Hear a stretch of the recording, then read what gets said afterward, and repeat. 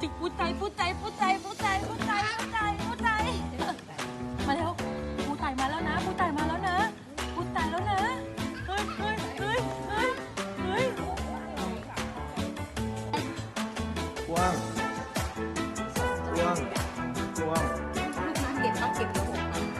ยวหกปิดตั้งโอ้ขอกินด้วยได้ไหมครับ ขอกินด้วยได้ไหมครับ